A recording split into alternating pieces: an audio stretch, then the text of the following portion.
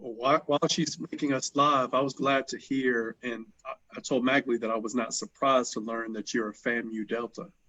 Oh, yes, Yeah, I I am. wasn't surprised about either one of those things. Oh, I'm a Florida girl first, so. So you're from Florida?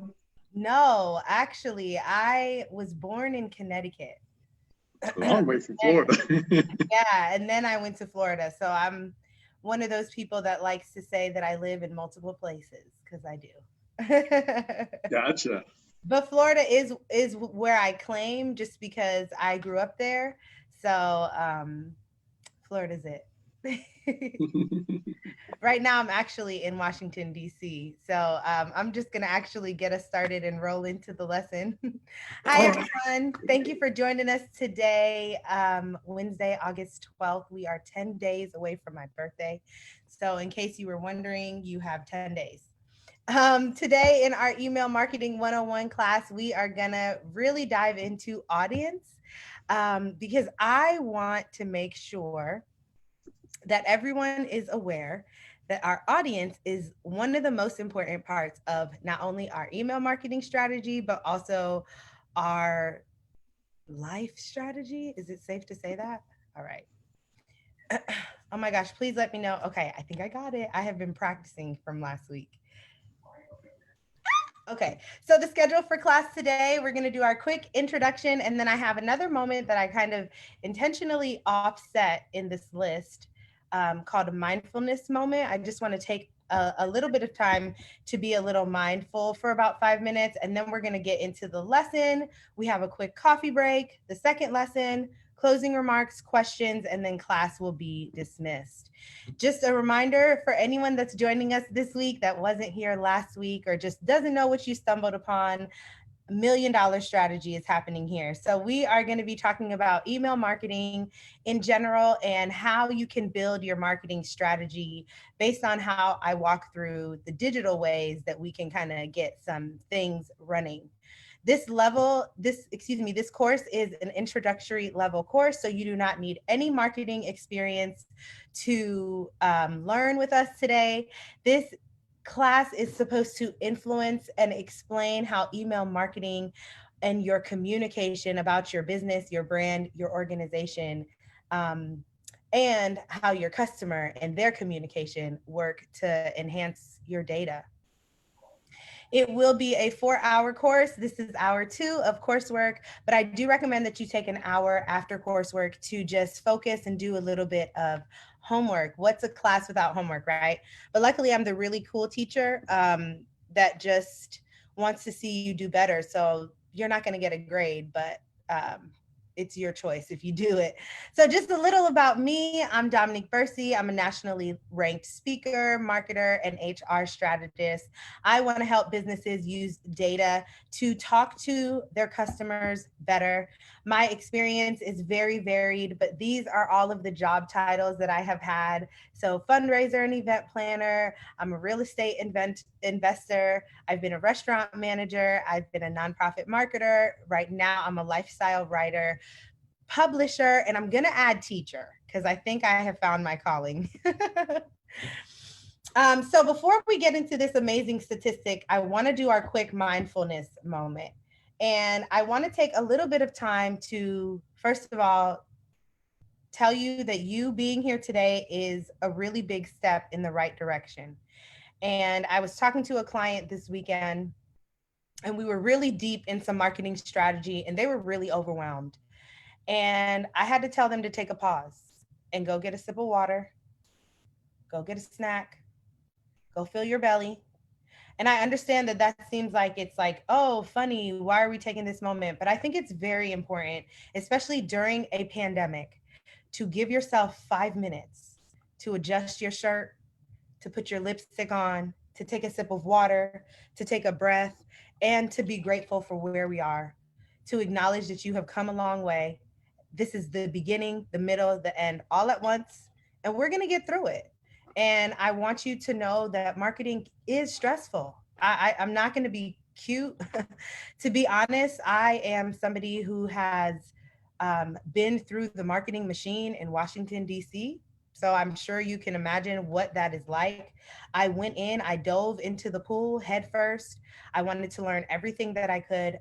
It chewed me up, it spit me out. I took a year to get ready, and now I'm here with a new haircut. And that's just really my story.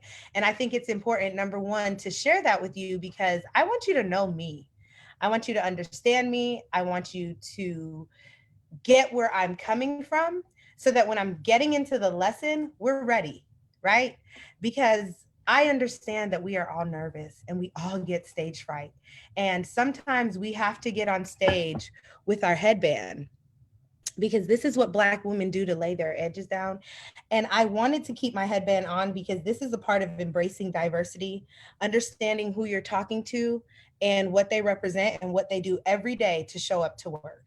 And part of that story is also because I was so stressed at work that I started losing my hair, right? And your hair is your glory. And I started losing it right here at the edge. And that's when I knew there was something I had to do that was different because I think I was overworking. And so when I come to you today with this lesson and this mindfulness moment that's just going to last 5 minutes, I want you to understand that I mean business. I am in business. I am business. And I speak business. There are so many things I could tell you on a personal level, and I will take 2 moments out of every class to do that, our mindfulness moment and our coffee break. So I wanna let you know that when we have our coffee break, go get a beverage. It doesn't have to be coffee. I choose coffee. My family is from an island where coffee grows abundantly. So I'm just gonna give us a moment to take a sip, take a breath, digest, make sure we don't have any questions, even if you don't wanna say it out loud. I got so many questions and emails from our last class that I'm still catching up. So if I haven't responded to you, please forgive me. My grandfather is doing better, but we are still in prayer mode. So I just wanted to take a few minutes to be mindful. We have about 1 more minute before we get into the lesson. So if there's anything you need to do to adjust, we're going to start with this amazing fact that's right behind us about millennials.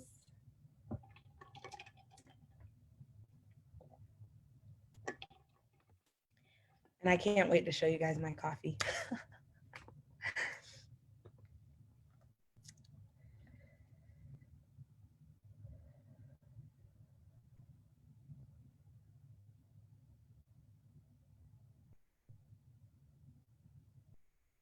All right, and I'm just going to get us ready to start just because I wanted to take a moment, but I also don't want to waste anyone's time. So we'll just be early so that we're not late. 51% of millennials want to see videos from the businesses they support. That is a powerful statistic. And I think when we start to work on understanding our audience, we need to first and foremost understand that we are not our audience. So it's not about us. It's about the people that we are serving. So some of the benefits of thinking of your audience first include knowing that the customer, the client, the audience, the supporter is the person that will be receiving whatever you are giving. So audience-led strategy really helps you to put the focus on the customer, on the consumer, because they're the ones that spend money. And I was thinking about ways to make that fluffier, to make it more beautiful, because, you know, I'm a writer. And I was like, no, focus on the people that spend money on you or your business, period. Again, this is business. It's not personal. We are going to have a way for us to talk about our business in our personal life. However, right now, this is business. So focus on the dollar. We need to make sure that no matter what our strategy is, no matter what understanding we are trying to have, is that we need to have data that is easy to measure, easy for you to get started, and easy to share. Now, remember, I didn't say easy to understand. I didn't say easy to implement. I did not say easy to translate. I just said easy to measure, get started, and share. And I think a lot of times, I think last week we kind of talked about this, but the idea of channel-based marketing, right? So even this class, we're cheating a little because it's called Email Marketing 101, but we're going to go to the other channels, right? We're just on email right now, but email or channel-based marketing is really volatile. That's how I'm going to describe it, because it changes so quickly. And usually your goals, your budgets, and things like that are set on an annual basis. So whoever you're talking to or whatever you're doing, it needs to be flexible in this really structured and strict space. So I understand the importance of focusing on channel-based marketing. But in all honesty, you need to do both. And I think limiting or restricting yourself to one train of thought is the opposite of innovation. So as we learn about marketing, let's push ourselves and remember that you are the strategist. Whenever you hire somebody to come onto your marketing team, you are hiring people to execute. If you are the business owner, if you set your goals, if you're the one that tells everybody what it is and what it is not, you are the strategist, and it is your responsibility to strategize. It is not anyone else's responsibility. So even if you hire a marketer, even if you hire a social media manager, even if you hire a chief marketing officer, you are responsible for strategizing your business, your story, your product, your service. It's no one else's job. And as we think about how we start to do that, we need to get a better understanding of effective communication. So this conversation also circles around the concept of consumer marketing. So consumer marketing is known as creating or selling products, goods, and services to the individual buyer, as opposed to the business, right? I'm not saying we're not going to sell to businesses. I'm saying we are prioritizing the consumer over businesses. So that means, first of all, did you know that you need a business to business marketing strategy as well? Right? So we have a lot of marketing to get through. So I don't want to overwhelm you, but I want to define what we're talking about specifically today as strategists, because we're walking in the room ready to work. We're not walking in the room with our thoughts on colors and words. We don't have a strategy yet. So when we think about how we see consumer marketing on a regular basis, we have to remember that commercials are what we know, right? That's what we're trained to know. Ads, commercials, magazine ads, whatever iteration of that. But commercials essentially sell you whatever you want based on who you are. This is a picture of my little nephew and his dad. Sorry, Dad, I had to cut your head off. It's about the baby, but he is one of the most amazing Dominique, have you been Dominique. on slides all of this time? Yeah. We're still seeing the first slide that says Oh. one-on-one. Oh my gosh. Oh my God, I've gone through like 10 slides. Oh, really? Yeah. We thought you were just giving us a really nice intro to the session. Girl, no. Listen, I'm ready to work. Okay, wait. Oh man. Okay, well, I am gonna. Well, we heard everything. So as you get to the slide, just show us each slide that you just kind of went through. I'm so silly, you guys. So what were y'all looking at? My beautiful face? Your first slide. The email marketing 101 cover slide. It's a pretty slide. We're about to have coffee time. I'm like, wait a minute. I have been practicing. Okay. Okay. So what do you see right now? Now we see the customers, supporters, friends slide. Okay. You're okay. Moving. Okay. Let me get my Wooka Bear back on the screen. I'm sorry. This is my nephew and he is super cute. I'm just going to keep it like this. This isn't my favorite aesthetic view, but I can't figure it out and it's fine. Can you show us the slides that we also missed? Oh yeah. Do you want me to run back really quick? Yeah, and you don't have to go through the whole conversation because we heard it. We just didn't have the slides to match. And I think absolutely. So we saw, go ahead. So this is the first slide. Welcome to class. This is our class schedule. So when I said the mindset mindfulness off. That was like what I was talking about. I'm a little OCD if you can't tell. And then about the course, and then about me, and then our staggering statistic about millennials and how they want to hear from their brands, the brands and businesses they support. Understanding your audience, because they spend money. Focus on them. And remember, you're the strategist. And then my nephew, consumer marketing, the future. I thought this picture was so appropriate. I'm sorry I had to cut my his dad's head off, but he's a great dad. He's pointing forward, and I thought this was such an important photo because it's showing joy, because he just became a Patriots fan. Go Dolphins. I was going to say something. I noticed that. I'm a Patriots fan too. I know that we are all processing a lot right now, and football is one of those things that a lot of people are processing. I am a fake football fan, and I am very proud. But as you can see, and I'm a Dolphins fan, so even more proud. But my nephew loves the Patriots, so one of the things we love to do is talk trash. And so one year he was like, you don't even have a team that you like. And I was like, well, I don't really watch football, and I don't really, I'm not, my uncles is a Steelers fan. My uncles are Steelers fans, and my sister, no, she's Broncos. No, Alan did not just put up that Steelers. But I think this is such an important moment right before the end of this lesson to kind of take a moment to think about how playfulness and children and your audience, we all have commonalities, or, we just had a little football battle, and it's exciting, it's engaging. And I told my nephew, I was like, well, I don't really care either way about football. I don't like all the hitting. It's a little rough for me to watch, but I like the sport, and I like to be a spectator. I will wear an outfit and go to a game. So he was like, well, why don't you just pick a team that you like? And I was like, why don't I pick a team I like?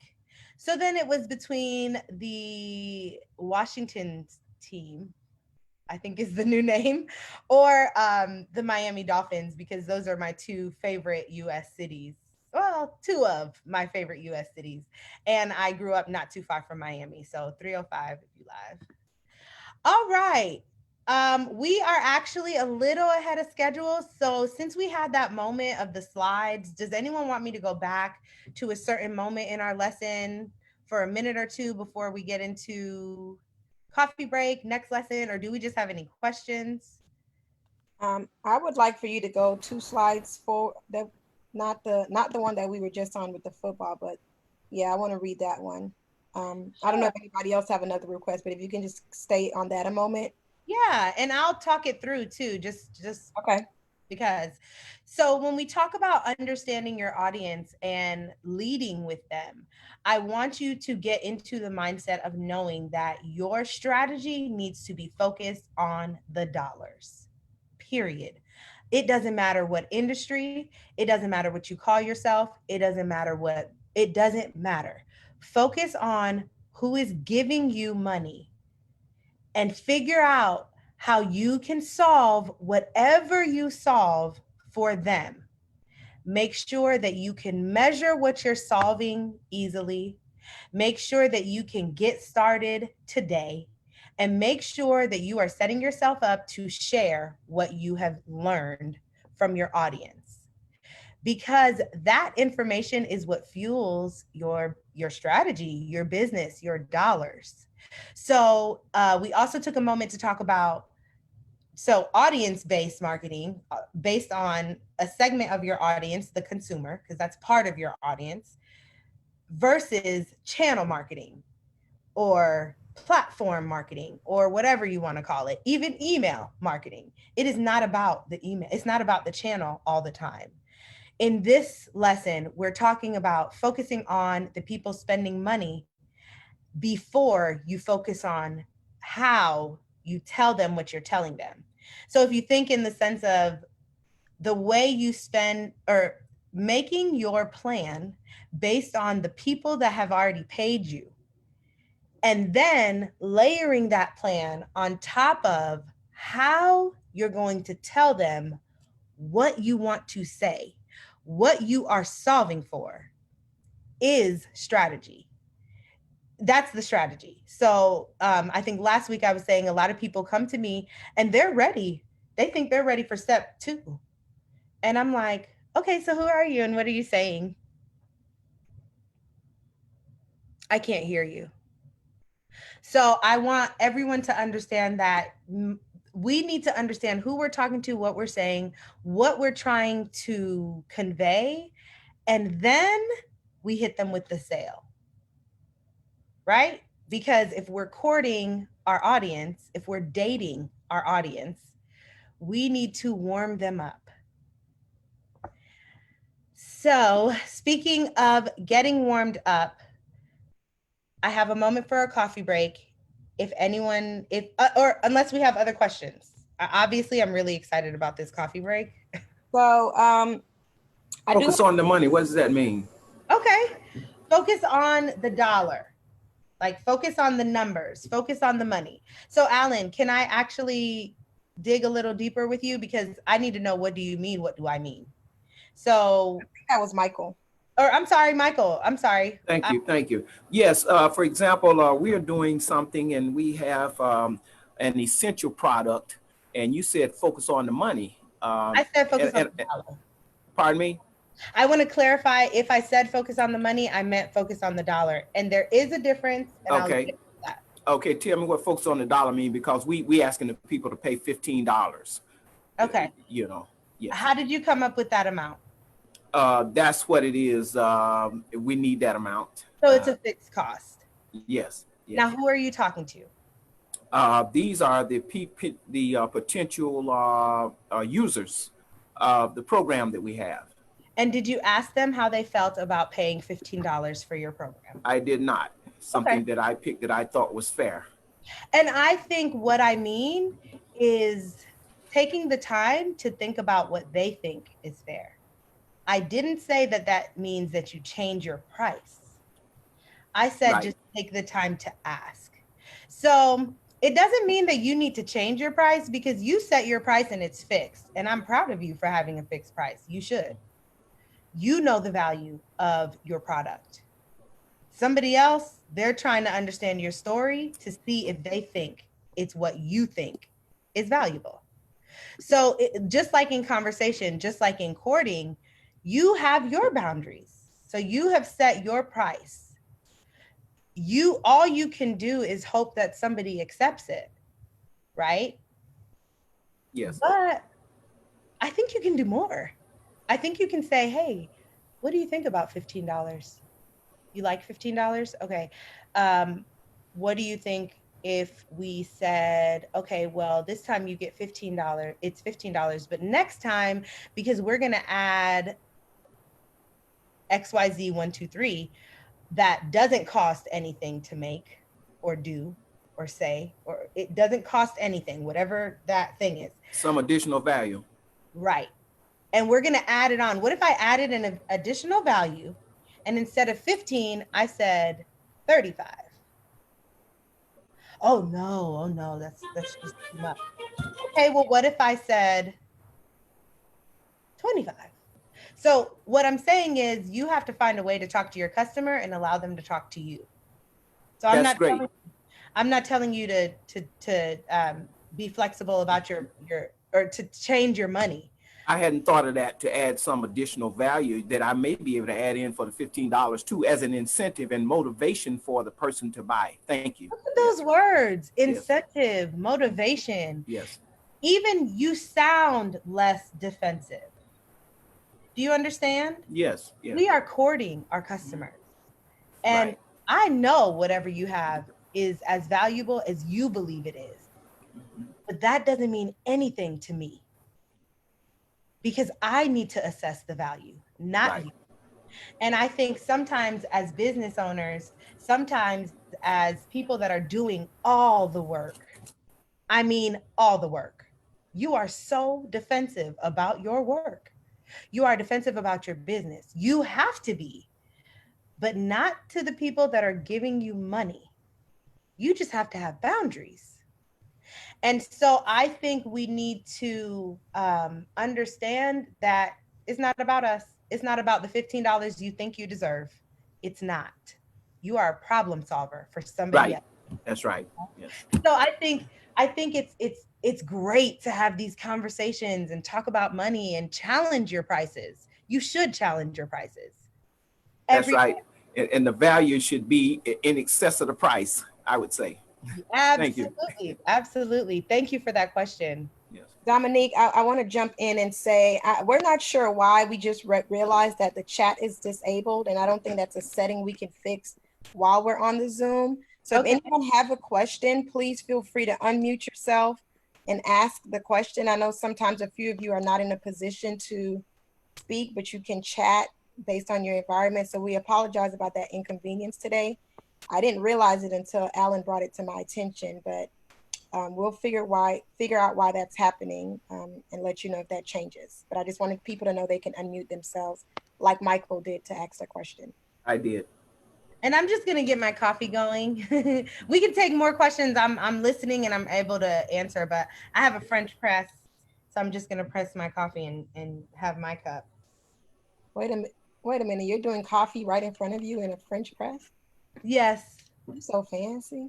So this is a French press I got at like somewhere for I think like $5. And all you have to do is put the ground up coffee at the bottom and hot water on top, and you let it steep for however long you want to let it steep based on your coffee preference. And then you press it, and it's just a way to have coffee Stop with it. a coffee maker. I love that. Wow. Yeah. Does anyone else have any other questions, or do we want to keep going? Because we could keep going. Yeah, if we don't have any questions, feel free to keep going. Okay, great.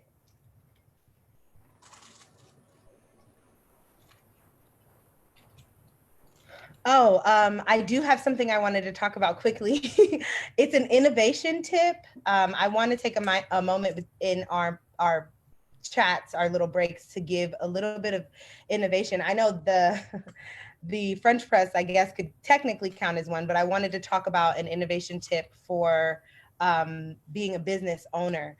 If you do not have a digital cloud, so Google Drive, Dropbox, there are millions and millions and millions of options. I would say it is in your best interest to get one. Think of it as a digital locker. You need somewhere to keep all of your school supplies, all your business supplies, everything, every email you've ever drafted.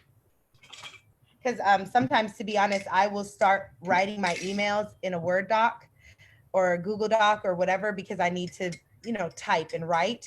So I need somewhere to store those words. So I wanted to encourage you to get some type of digital cloud if you don't have one already. All right, so continuing our lesson. Sorry, we fixed the chat. Oh, yay, the chat is fixed. Feel free to drop any questions if you have any. And this is actually lesson 4. Oh my gosh, I'm human and I have a typo. Not the end of the world. I actually had a client once. I created this beautiful presentation to explain something to him that he was trying not to pay me for. And so I had to do a presentation to explain the weight of why I can't just do this thing for you. And honestly, those are conversations we have to have with people whenever we provide services sometimes. And then so I went through this little presentation, and he goes, well, you had a typo in there. So, and I said, okay. Well, I am a one woman team at the time. And I was like, resources are really limited for women-owned businesses. So pay me, and then I can hire a team. How dare you? That's, I get it. And I understand that we have to have decorum, and we have to have a spirit of hospitality, but there's spice in hospitality as well. And please don't be mistaken. I can still provide you a service. And let me be vulnerable with you and tell you that I'm a one-woman show currently, and I'm trying to explain something to you that's literally wasting my money and my time. So I apologize for the typo. Here's your bill. All right, so building your audience is the knowledge you have of your audience. What is it that you're asking your audience? And remember, as business owners, we solve the problems, we figure it out. And that story was like a perfect segue into this conversation that people have in the consumer world. The customer is always right, because the business you want your customers to return to, as well as feel appreciated and accepted. So you want people to come back. So they're always right, right? No, absolutely not. And I'm going to give you an example where I was at the time a restaurant manager, and it was football season. At the time, the team was called the Redskins. It was wild. I didn't even understand it. Again, I'm not a real football fan. And we had a group of 20 people come in, and they wanted to sit at one table, which is a logistical nightmare for the restaurant. I just want to put that out there. You can put space between the tables and it's fine. So they wanted to sit together. It was already a Saturday night. They walked in, a group of 20. So, okay, we're figuring it out. They had already waited about an hour, and I already know you're probably starving by then.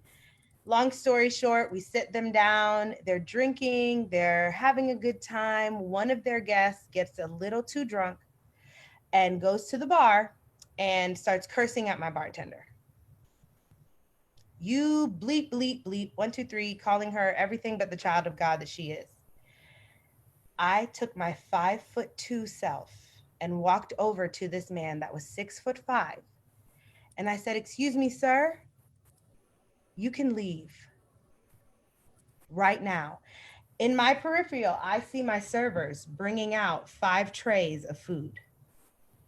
So 20 people, that's their bill, I think was $500, because they were drinking, they were having a good time. Take that food back into the kitchen. These guests are no longer welcome here. Every single one of those guests had to leave. In that moment, I did not blink an eyelash, because you have to protect your business. You have to protect your people. The customer is not always right.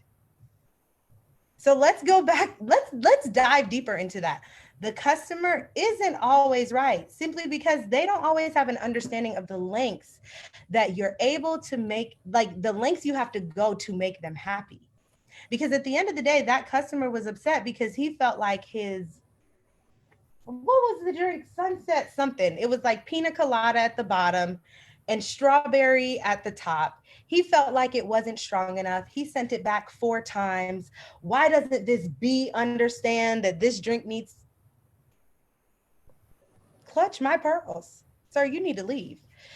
The group, everybody was like, no, we don't, please don't. No, this is inappropriate. I have to protect my staff. More importantly, I was here when she remade the drink. I saw it. Never did you ask to speak for a manager. Never did you ask to have me explain to you what was going on or what the issue was. We have policies and procedures here.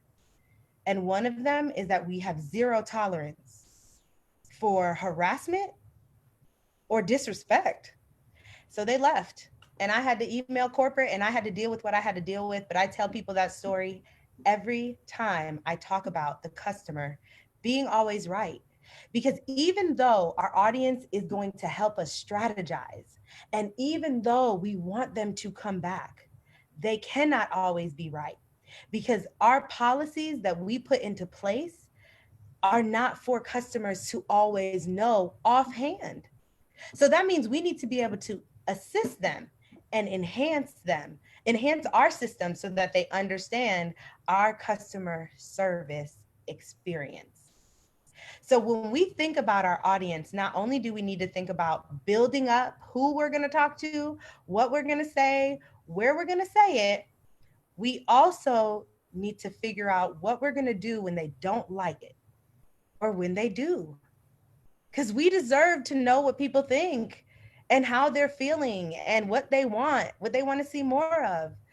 Mike, was it Mike that asked the Yes. question about the $15 product? Would you mind telling us what the product is?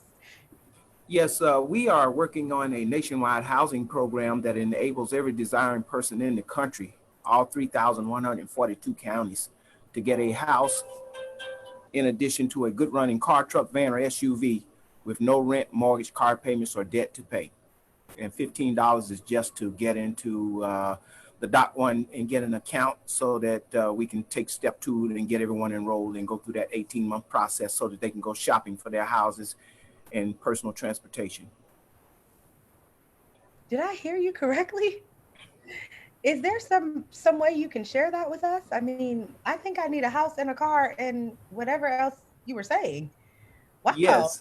Yes, it's real. Okay. It's a paradigm shift in real estate where we take it upon ourselves to be the good Samaritans, the good stewards, good custodians, good managers for people who have money, do not have credit, even homeless people who have bad credit, anyone, no one turned down, to take the collective IQ of 1,000 Great Minds, which is the name of our group, and 1,000 Great Mind think tanks, all of the businesses in the capital. We capitalize the money for the people, just like your child wants a bicycle for Christmas. You have to work, to save up the money for the bicycle, but they're working in the kitchen and doing some sweeping and mopping and washing dishes and stuff like that. Simple, elementary stuff that a person in a wheelchair can do. Okay, so if it's okay, if you could share any information with us, I think that would be really great. I'm going to use that as an example. It's way heavier than what I thought. And I'm going to challenge you by asking. Yes. You said it's called $1,000 what? 1,000 Great Minds. 1,000 Great Minds. What is Right. your $1,000 product? It is the house in the car, truck, van, or SUV that the person receives. It's a package. No, you told me that was $15. Right. Yeah, that's just a step in getting the money, getting the dollar that you mentioned, because we need dollars, to further to do step 2 and step 3 and step 4. So what step do you think $1,000 product is at? So if you're at step 1 right now with the $15 product, right? What step do you think you'll be at for $1,000 product? That would be a major step, because one of the approaches to getting the people for the 1,000 Great Minds organization, because we got to get the organization together first before we implement the nationwide housing program. We are looking at 16 acres, 15,000 square foot, 7-bedroom, 7-bath house with a clubhouse on the property on those 16 acres that has a capacity of 182 people. It has a 2-acre pond on it and plenty of parking space. So we're trying to buy that as the 1,000 Great Minds headquarters. Thank you. And $1,000 from 1,000 people is the $1 million that the lady is asking for the property. I understand. So everyone has real estate interest. So I asked you a complicated question, and I think you handled it very well. I've been giving you a lot of heat and a lot of pressure. So cheers to you for being a tribute. Thank you for asking. You're welcome. Attention. You're paying attention. Yeah, and I want to push you because I think you could create $1,000 product today. Yeah. I think you could create $1,000 product today, and I'm going to tell you what it would be. I need to know. Before you have your business, and this is a gift from you for my birthday. Thank you. You're welcome. I want you, when it comes. 10 days. I want you to create a seminar series that is specific to the people in your industry that will spend $1,000 like it's nothing. Because you're not talking to them, because you think they're not listening to you. Yes. And I'll leave you with that. It's 1:11. All right, let's talk and make a wish as we talk about our customers. So we want to remember that we are courting our customers, supporters, and friends, right? So when we say customers, what do we mean? Anyone that has completed a business transaction with you, with your business, with you, with your business, and or whatever article you need to put in between. Anyone that has given you money is a customer. Anyone else is not a customer. Next, we have our supporters, people in your corner that are paid or unpaid. So that could include your team, that could include your significant other, that can include your cousins, your friends, your neighbor, volunteers, interns, anyone that supports you that you pay or that you do not pay. Just your supporters. So again, this is somebody that maybe, and remember, I said maybe they didn't give you money, but they can only be a customer if they gave you money, or if they completed a business transaction, which it doesn't necessarily have to be money that is exchanged, but a business transaction. And then we have friends, and I put it in quotes, and that is very intentional because some of our friends are friendly, some of our friends are our frenemies. It's fine. I'm talking about the people that you know because of a shared experience. Because that's how you can boil down friendship, whether they're acquaintances, best friends. Friends are people that you have shared experiences with, people that you have had friendly encounters with. And I like to say friendly in quotations because let's say you have an encounter with a customer that was not happy with your policy. They were not happy with your customer service system. They were not happy with what you said to them. They don't care what you're saying. A group of 20 people should have been able to eat after we waited for an hour. This is ridiculous. You have no heart. You are cold-hearted. You're mean. Please don't do this to us. It's his graduation. I'll do anything. I'm sorry, we have boundaries. How do I speak to that encounter? Some of it was friendly, some of it wasn't. And I still need to get them to come back to the restaurant. So we need to get out of ourselves. It is not about you. It's about the audience, but ultimately, it's about the business. So remember that. Keep your business first. Create boundaries that make sense. Create a way for people to kind of ask what they can and cannot do with what you want to give to them. We are going to talk about the audience assignment, but I realized last week I skipped over a few slides. And I want to take a moment to just talk about that slide really quickly because it's very, very important. So as we're continuing in this course and as we're remembering that, yeah, we're in the email car right now, but there will be other cars that we can get into. And as we're driving down the marketing highway, I want to remind everyone that email specifically and any communication you have to somebody outside of your family and the people that love you, you need to be courteous. And I think we have gotten to a space and a place where right now people are no longer tolerating the lack of courtesy that I think humankind is exhibiting, right? Our first quote of the day told us about statistics about millennials. The statistic was that 51% of millennials want to see videos from the businesses that they support. Imagine the videos that are streaming now. What side of the road do you want to be on? What side of the marketing highway do you want to be on? Do you want to be on the side that isn't courteous, that doesn't have boundaries, that doesn't have policies, that isn't prepared, and that gets caught with your hands up, pants down? So I think we need to remember that courtesy is important.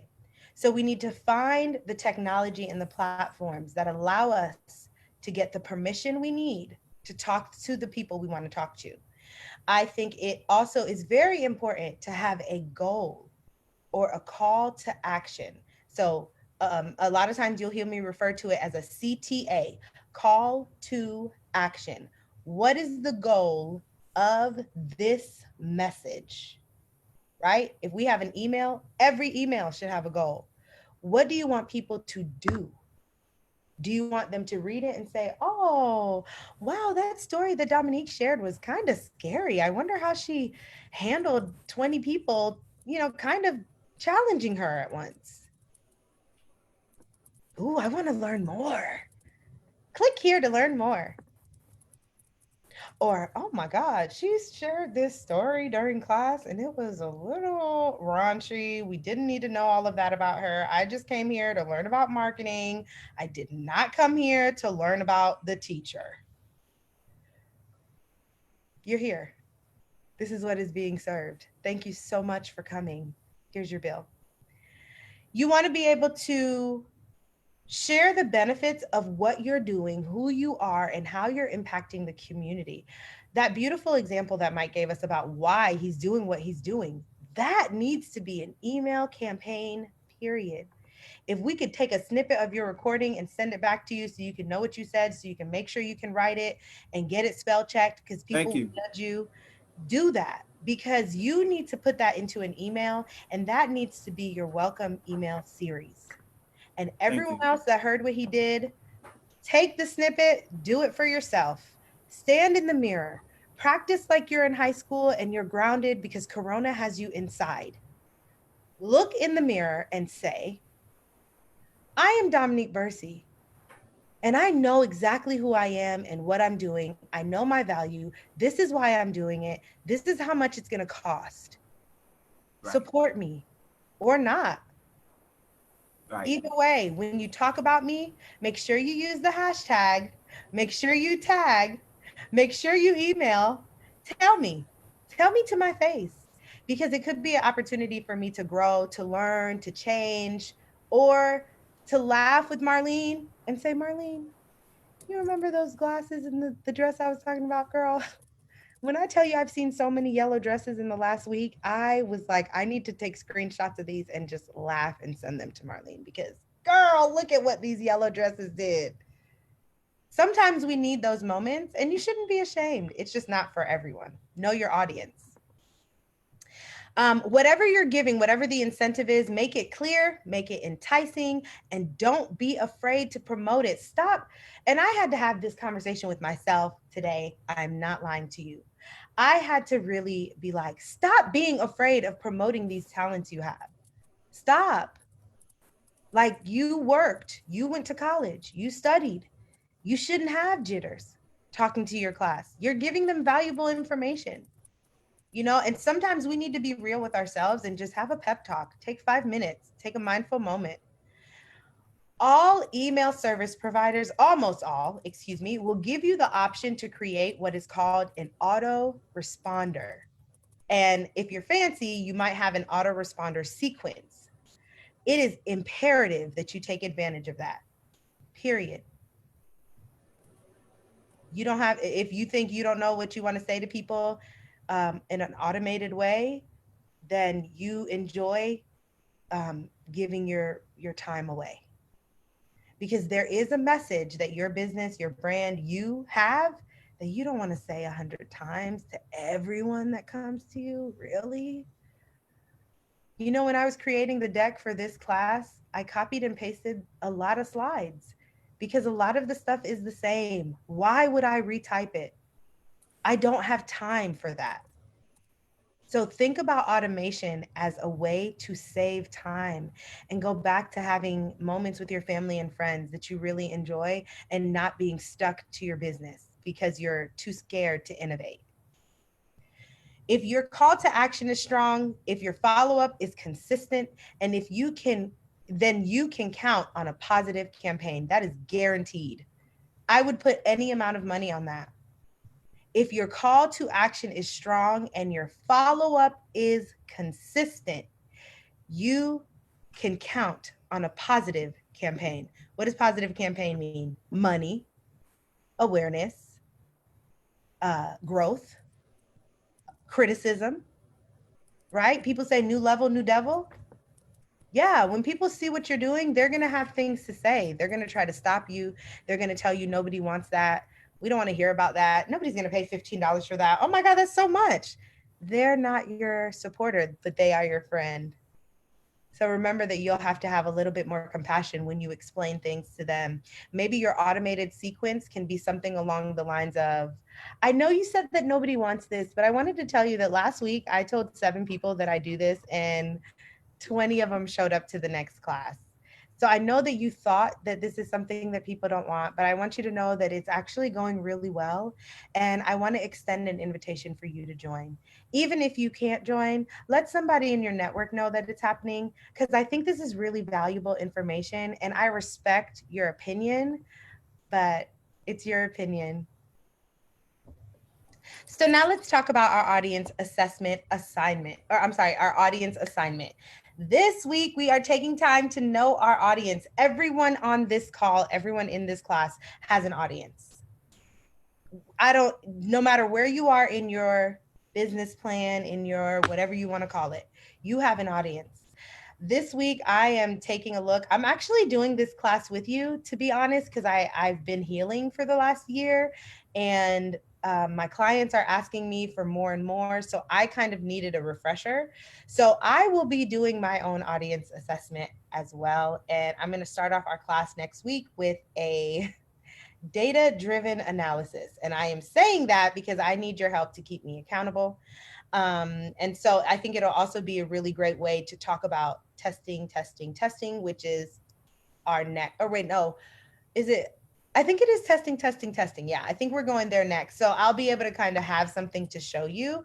So I'm doing my own audience assessment. I'm a little nervous because, let's be honest, I've never done it for me or for myself. I've always been the person to do it for other people. So I'm going to be focusing on identification. So I need to be able to define my audience. I need to understand if there are any differentiating things. And I'm going to say that this is the easiest and the hardest cheat code, finding the differentiation. It's easy. It's also hard, but it's a cheat code. It's an answer. I'm giving you answer. This is going to be the cheat. You know, when you take a test and you didn't study and you may have had to cheat, this is the cheat code, the differentiation. And be direct, be clear, stop talking in circles. We don't have time. Everybody is busy. I want to take a look at my insights. So I need to be prepared to figure out how my audience, what I know about my audience, how they're going to help me understand them better. Because then I'm going to apply their behavior to my goals and I can tweak them, right? So last week we talked about metrics, some of the metrics in email behavior, some of the things that you look to gauge success or lack of success, open rates, click-through rates, deliverability rates, open rates, bounce rates, unsubscribe rates. Another way that you can kind of get a little more insight is the call to action button. So on the operational side, you can get some insights from there. And then you can also have your email give you information on the journey after the email. So after the person reads the email, what do they do? So as I'm thinking of my audience, I'm going to say, what does my mom do what time does my mom open the emails? What time does my boss open emails? What time does, and you want to practice that, even the exercise of doing it in your personal life, because then it will help you do it in your business life, right? And I'm also doing a lot of family stuff now, so it just makes sense. We have to get a lot of messages out to everyone. And so I'm just kind of leading the technological charge. So I'm also going to have to be very mindful of the segmentation, right? So what am I trying to communicate? Who am I targeting? Because my aunt doesn't need to get the same message that my 16-year-old cousin wants me to text her, right? So who are you targeting? What do they like? How can this help you talk to them? And what makes them special? All of these questions are going to help you later on down the line. So don't take it too far. Just answer these questions. And remember, put a little pretty star by what makes them special, because we are going to turn that into a free bonus add on to the value, whatever you want to call it, surprise and delight, whatever. That's what it's called. I'm also going to be really focusing on the personalization. How will I be able to identify this person? Is it easy? Last week, we had a question about whenever you're taking information from your customer, whether digitally or in person, what questions should you ask? So what makes it easy to identify them? And this is the only time I think it is acceptable to judge people based on demographics in your marketing. And you're not even judging, you're testing, you're strategizing, because everyone doesn't speak the same language, and it's okay to see colors. It's okay to see difference in people. That's what makes money. You have to speak to people the way they want to be spoken to. Remember, we're courteous. So we also need to remember in the personalization, we need to be able to test. We want to test design. We want to test color. We want to test layout. We want to test subject lines. We want to test how frequent we send stuff. But also, as I'm thinking of my audience, I'm like, how do I test my mom? When I want to test my mother, when I want to see what she likes, when I want to see what she knows, how do I test her? When I want to challenge her, how do I test her? You know, have fun with it. And I have one more thing. I know last week we talked a lot about different resources I wanted to share. And I'm like, I have so many resources. I don't want to cheapen this experience. So I am building a website specifically for this group, or a area on my website specifically for this group, this course, anyone that takes this course, for the resources that we talk about. So in class, I'm going to just have a slide to briefly discuss it. And then I will, I can drop the link. Magali, if you could actually share that in the chat, that would be helpful. But I want to talk about an email resource that is what I like and I use. It is called Active Campaign. So last week we talked about email platforms, the automated ones, the ones that you have to legally get permission to email people on. So this is one of the top email platforms to date. I just wanted to pull a little bit of a statistic, a quote that I found in an article that I read earlier this year. So the article is from January 2020. So this is before the pandemic. So give them a little grace. But the global campaign management software market was valued at $1.85 billion in 2017 and is anticipated to grow 15.65% from 2018 to 2025. Now, I understand no one expected the pandemic. So some of these numbers might need to be adjusted. But up until 2017, this was fact. They are currently running a sale. I actually am an affiliate. I want to show you how much it costs a month. For $9 a month, you can have the power to automate and email and send. I think that's for the 1,000 people. And it integrates with over 260 platforms. I'm sorry, Magali, I kind of ran over time there, but I really wanted to give you that resource. But if we have any questions, I can take them. I can stay on for 10 more minutes if need be, but I do want to respect everyone's time. And thank you. Thank you for class today. Thank you so much, Dominique. That was great information. Does anyone have a question? Feel free to just unmute yourself if you have a question for Dominique. Dominique, hi, can you hear me? I can. Hi, my name is Kimberly, and I missed you last week. I don't know, I didn't see the class that you were in, but you can guarantee I'm looking for them for the following week. So thank you for your sharing. I love you. Well, I loved you from when I jumped on. I had a hard time with my bad allergy day, really not a good allergy day for me.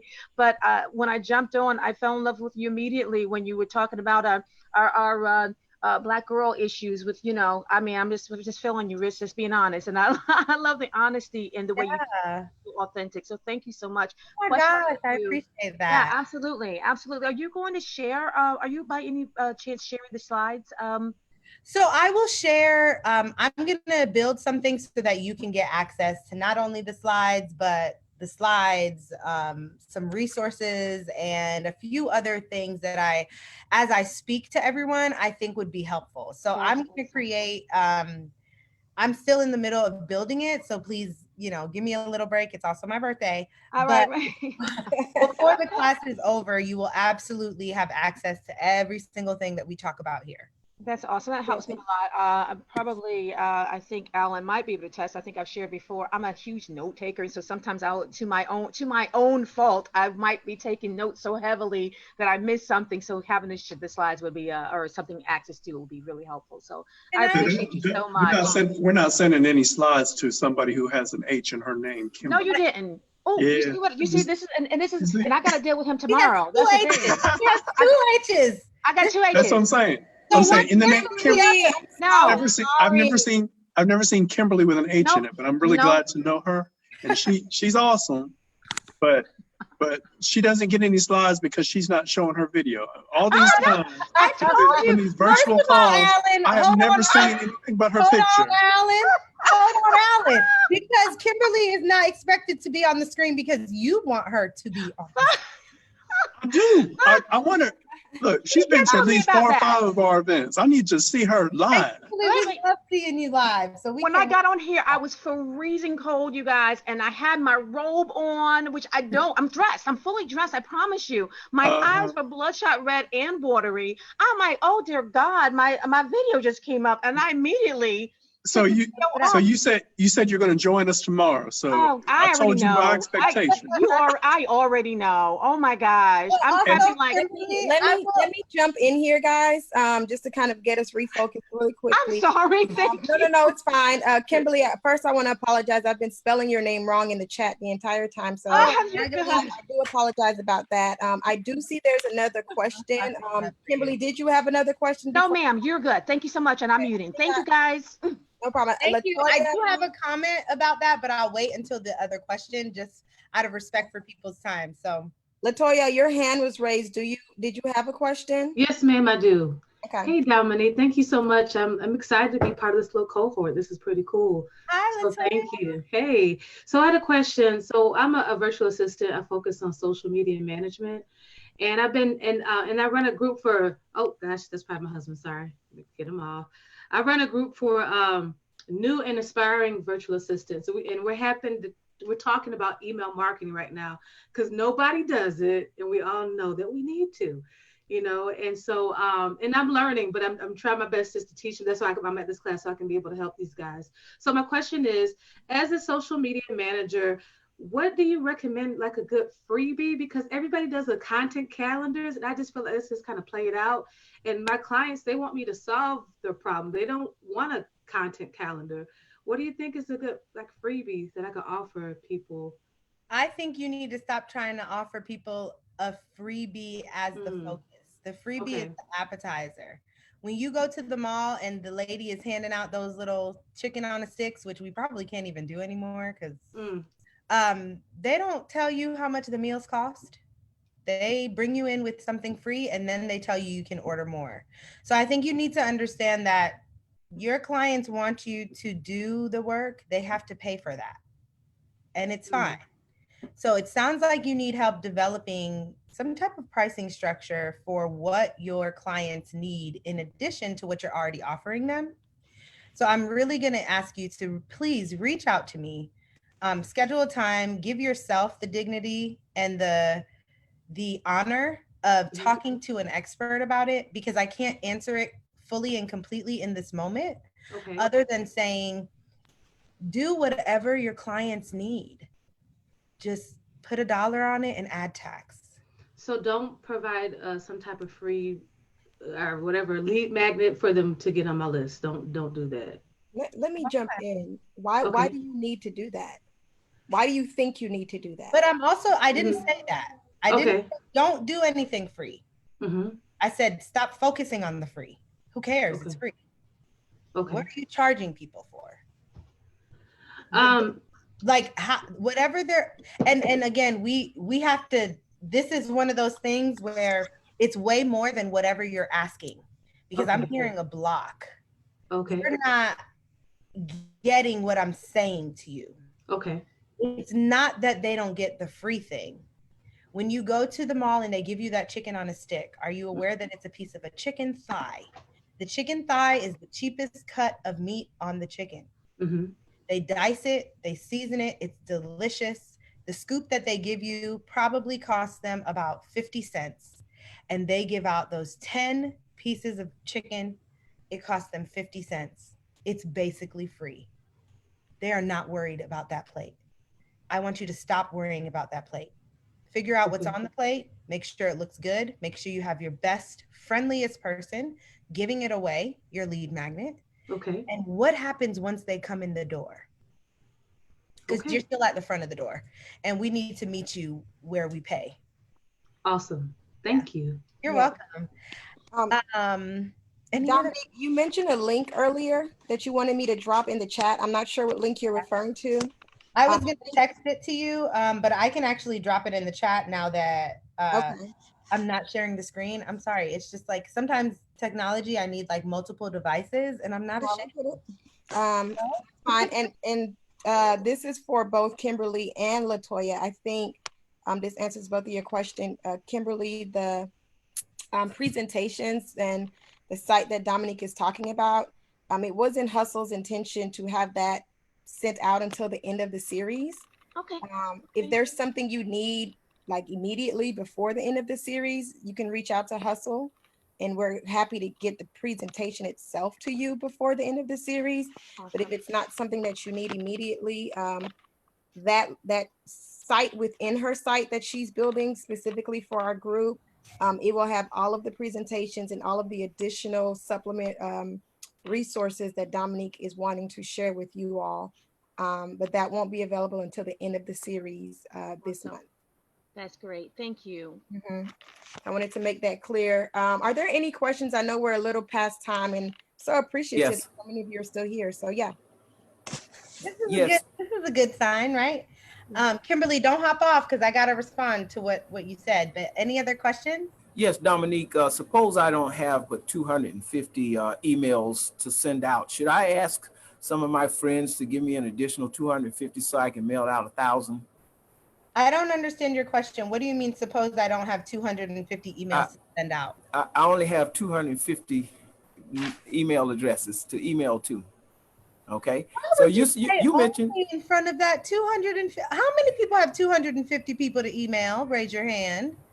Wow. You need to honor those 250. But you have a capacity of 1,000. I want to use full capacity. You know what that means? What? That means that right now you can talk to 500 people for free. That's how much we believe in you.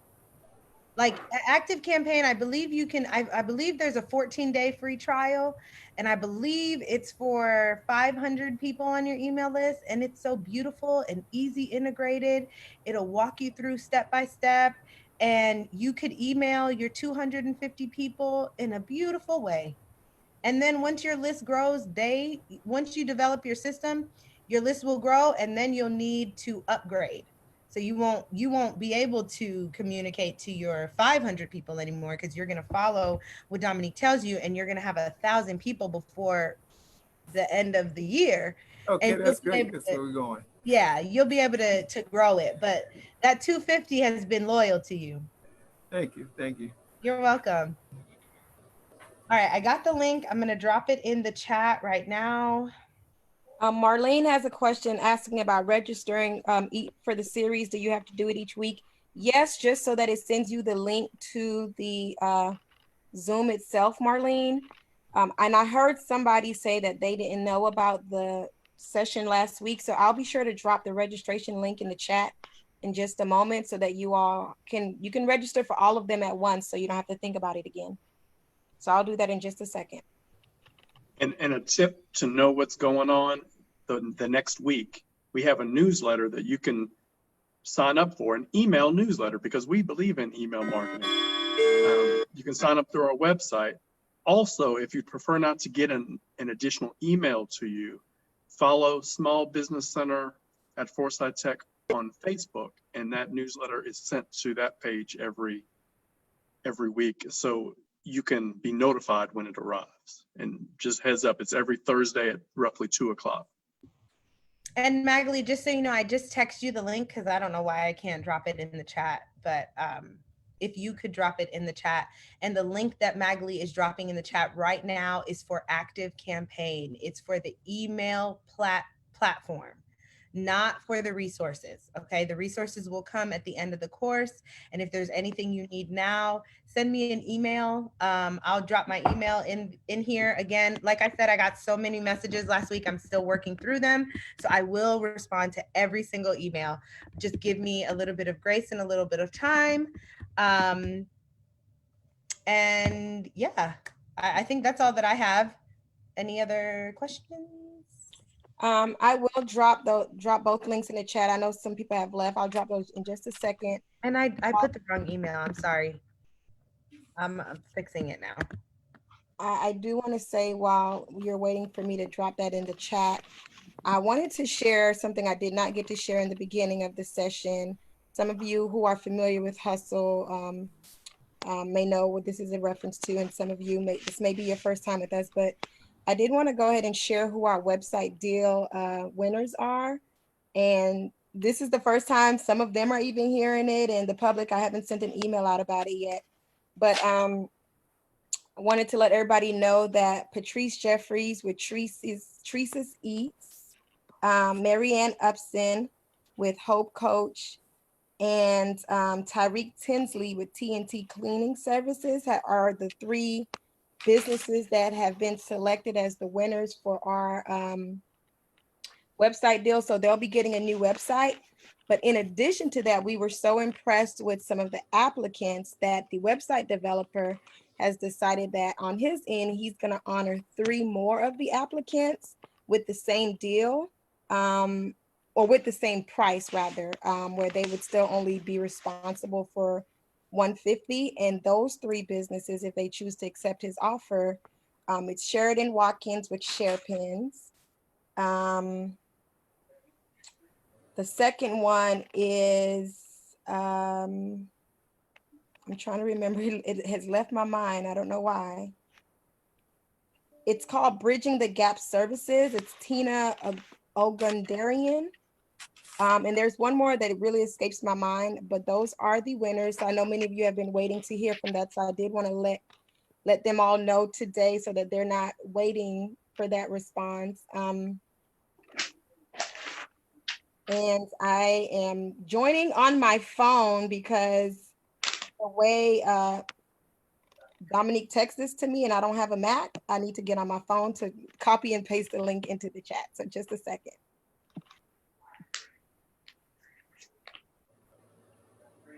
And thanks for sharing those live updates of who the winners are. Of course. And at least one of them happens to be on my screen celebrating just a little bit. Congratulations, Marianne.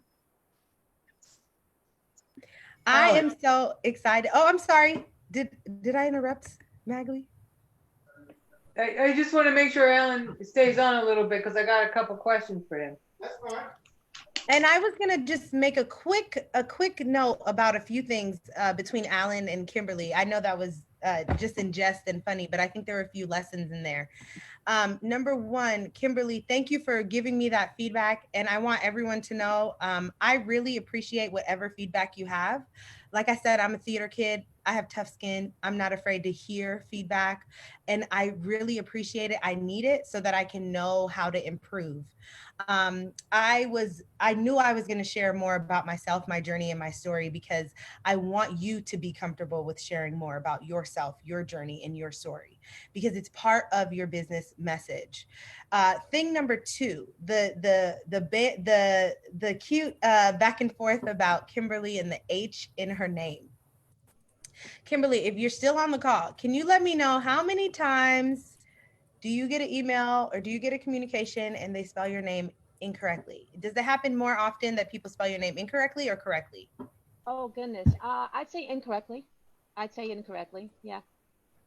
Did you know that with your email marketing in Active Campaign, you can set it up so that the people write their name and how it's spelled.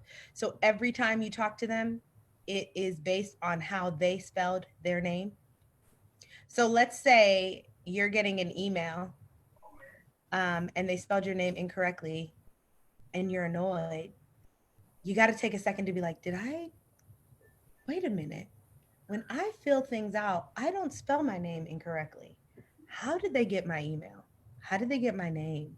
So like on one side, you could think of it like that, but on another side, I want you to think of the other side of the coin.